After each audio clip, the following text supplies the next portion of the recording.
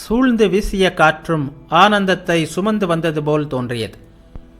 பகவான் ஸ்ரீராமகிருஷ்ணரின் பிறந்த நாள் என்பதால் அந்த மங்கள நாளில் பக்தர்களின் இதயங்களில் ஆனந்த பூரிப்பு குடிகொண்டிருந்தது. அதிகாலையிலேயே குருதேவரின் அறைக்கு வந்து சேர்ந்த மா அங்கு பவநாத், ராக்கால், பவநாத்தின் நண்பரான காளிகிருஷ்ணர் ஆகியோர் வந்திருப்பதை கண்டார். குருதேவர் புன்னகை தவழ கிழக்கு வராந்தாவில் அமர்ந்து பேசிக் கொண்டிருந்தார்.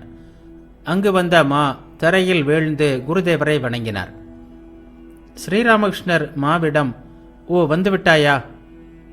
பக்தர்களிடம் வெட்கம், வெறுப்பு, பயம் இந்த மூன்றும் கூடாது. இன்று எவ்வளவு ஆனந்தம் நிலவப் போகிறது. ஆனால் ஹரிநாம பித்தேறி ஆடவும் பாடவும் இயலாத உதவாக்கரைகளுக்கு அந்த ஆனந்தம் கிடையாது. பகவானின் நாமங்களை பாடுவதற்கு வெட்கமோ பயமோ எதற்கு? போகட்டும், இப்போது நீங்கள் பாடுங்கள். பவநாத்தும் அவரது நண்பர் காளிகிருஷ்ணரும் சேர்ந்து பாடினார்கள். குருதேவர் கூப்பிய கரங்களுடன் அமர்ந்து பாட்டை கேட்டுக்கொண்டிருந்தார். கவனமாக கேட்டபடியே அவரது மனம் ஏதோ தெய்வீக உலகில் ஆழ்ந்துவிட்டது. உலர்ந்த தீக்குச்சி போன்ற அவரது மனத்தில் ஒரு சிறு தூண்டுதல் போதும், விழிப்புணர்வு கிளர்ந்துவிடும். சாதாரண மக்களின் மனம் ஈர தீக்குச்சியை போன்றது. எவ்வளவு கிழித்தாலும் நெருப்பு பற்றாது. காரணம், அவர்களது மனம் உலகியலில் மூழ்கி இருப்பதுதான். குருதேவர் நீண்ட நேரம் தியானத்தில் ஆழ்ந்திருந்தார். பவநாத்தின் காதில் காளிகிருஷ்ணர் ஏதோ மெதுவாக கூறினார். பின்பு அவர் குருதேவரின் முன்பு வீழ்ந்து வணங்கி எழுந்தார். ஸ்ரீராமகிருஷ்ணர் வியப்புடன், நீ எங்கே போகிறாய் என்று கேட்டார். அதற்கு பவநாத், சுவாமி, அவனுக்கு கொஞ்சம் வேலை இருக்கிறது. என்ன வேலை என்று கேட்டார் ஸ்ரீராமகிருஷ்ணர். பவநாத் கூறினார், அவன் வராக நகரில் உள்ள தொழிலாளர் நிறுவனத்திற்கு போக வேண்டும். காளிகிருஷ்ணர் புறப்பட்டு விட்டார். ஸ்ரீராமகிருஷ்ணர் கூறினார், அவனது தலையில் எழுதவில்லை. இன்று ஹரிநாமத்தால் இங்கே எவ்வளவு ஆனந்தம் பெருகி ஓடப் போகிறது, அவனுக்கு கொடுத்து வைக்கவில்லை. ஸ்ரீராமகிருஷ்ணருக்கு அன்று உடல் நலம் சரியாக இல்லை. அதனால் அவர் கங்கையில் குளிக்கவில்லை. நேரம் 8:30-9 மணி இருக்கும். குருதேவரின் அறைக்கு கிழக்கே உள்ள வராந்தாவில் கங்கை நீரை சில குடங்களில் கொண்டு வந்து வைத்தார்கள். குருதேவர் குளித்தார். பக்தர்கள் அதற்கு உதவி செய்தனர். குளித்து கொண்டிருந்த குருதேவர், ஒரு செம்பு நீரை தனியாக வையுங்கள் என்று கூறினார். கடைசியில் அந்த நீரை தலையில் ஊற்றிக்கொண்டார். அவர் அன்று மிக எச்சரிக்கையுடன் இருந்தார். ஒரு செம்பு நீருக்கு மேல் தலையில் ஊற்றிக்கொள்ளவில்லை.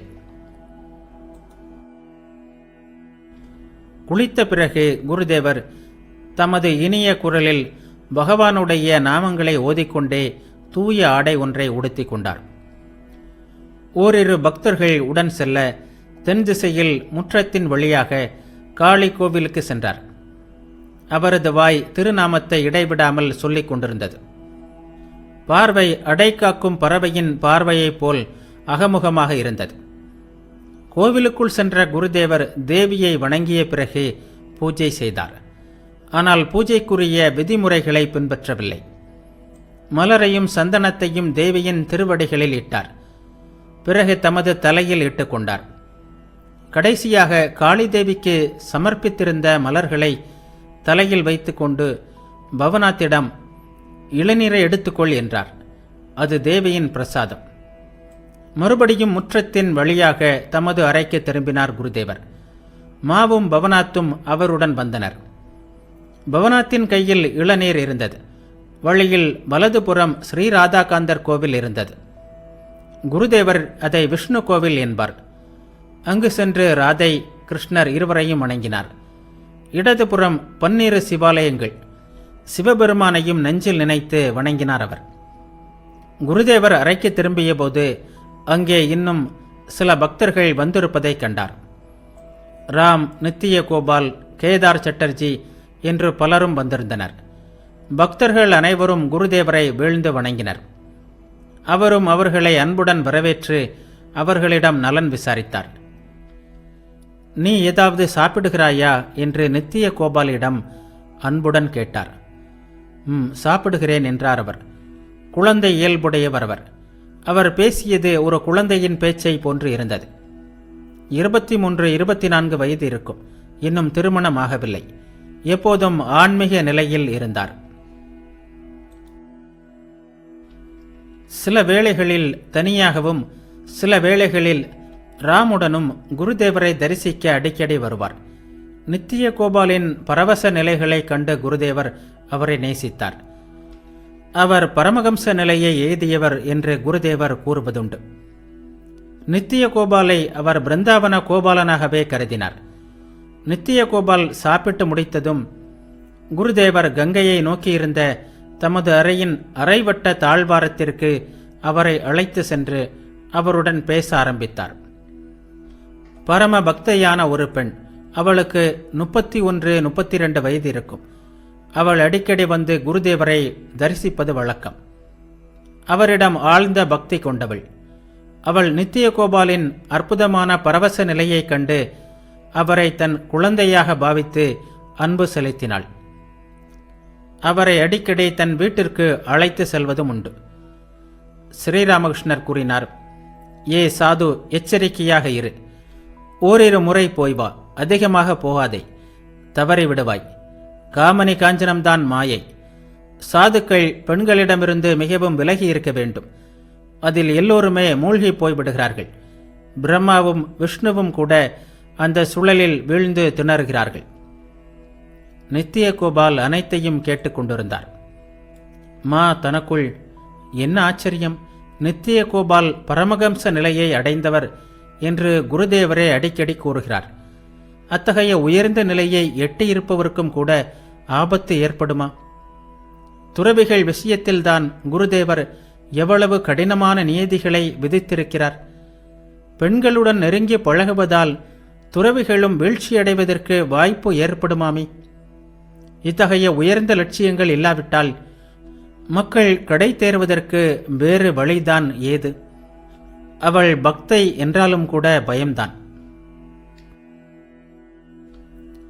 சின்ன ஹரிதாஸுக்கு ஸ்ரீ சைத்தன்யர் ஏன் அவ்வளவு கடுமையான தண்டனை விதித்தார் என்பது இப்போது புரிகிறது. ஸ்ரீ சைத்தன்யர் தடுத்திருந்தும் பக்தையான ஒரு விதவையுடன் அவர் பேசிவிட்டார். ஆனால் ஹரிதாஸ் ஒரு துறவியாயிற்றே. அதனால் ஸ்ரீ சைத்தன்யர் ஹரிதாஸை அறவே புறக்கணித்து விட்டார். எப்படிப்பட்ட தண்டனை!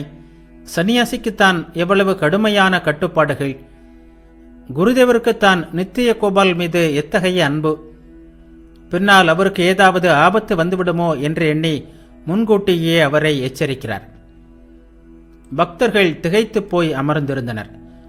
சாது, எச்சரிக்கையாக இரு என்ற குருதேவரின் வார்த்தைகள் இடி முழக்கம் போல் அவர்களின் காதுகளில் ஒலித்து கொண்டே இருந்தன.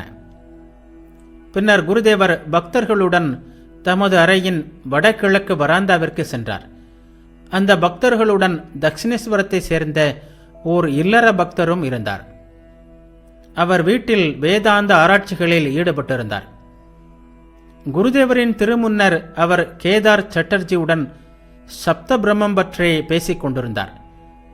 பக்தர் கூறினார், இந்த அநாகத ஒலி எப்போதும் உள்ளும் புறமும் ஒலித்து கொண்டே இருக்கிறது. ஸ்ரீராமகிருஷ்ணர் கூறினார், வெறும் ஒலியை கேட்டால் மட்டும் போதாது. அந்த ஒலி குறிப்பிடும் பொருள் ஒன்று இருக்க வேண்டும். உன் பெயர் மட்டுமே எனக்கு மகிழ்ச்சியை தந்துவிடுமா என்ன? உன்னை நேரில் பார்க்காவிட்டால் எனக்கு பூரண மகிழ்ச்சி ஏற்படாதல்லவா? பக்தர் கூறினார், இந்த அநாகத ஒலியே பிரம்மம். ஸ்ரீராமகிருஷ்ணர் கேதாரிடம் கூறினார், என்ன, உனக்கு புரிகிறதா?